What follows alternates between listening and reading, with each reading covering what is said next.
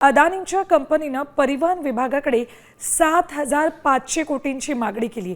परिवहन विभागानं राज्यातील सर्व 22 सीमा नाके बंद करण्याचा निर्णय घेतल्यानंतर अदानींच्या कंपनीनं परिवहन विभागाकडे ही मागणी केली।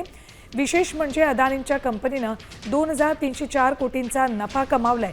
महाराष्ट्रात मोटार परिवहन आणि सीमा शुल्क विभाग यांच्या एकत्रित तपासणी नाक्यांसाठी इंटिग्रेटेड चेकपोस्ट प्रकल्प राबवण्यात आला होता। त्यासाठी अदानींच्या कंपनीची नेमणूक करण्यात आली। अपडेट्स घेऊयात आमचे प्रतिनिधी महेश जगताप यांच्याकडून। महेश, नफा कमावल्यानंतर सुद्धा 7,500 कोटींची मागणी अदानींच्या कंपनीकडून होती। येस सुवर्णा, गेल्या 10-12 वर्षामध्ये अदानी ही सबकुछ असं राज्यात आणि देशामध्ये वातावरण आहे। 2021 साली सद्भाव इन्फ्रास्ट्रक्चर या कंपनीकडून 1,680 कोटीमध्ये हे टेंडर विकत घेण्यात आलं होतं।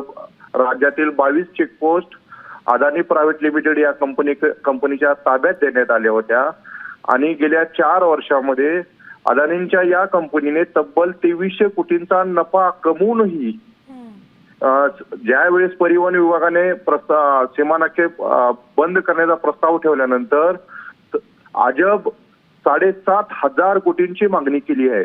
यामुळे परिवहन विभागाचा जो वर्षाला 500 कोटीचा महसूल मिळणार आहे तो तर बुडणारच आहे, पण 7,500 कोटी ही अदानींच्या या मागणीने परिवहन विभागाच्या पोटात गोळा आला आहे। यामुळे राज्य सरकारचे अदानी हे जावई आहेत का असा प्रश्न उभा राहत आहे।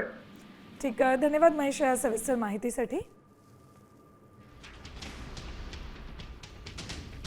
आता isakal.com आहे देशातील नंबर 1 ची मराठी न्यूज वेबसाईट।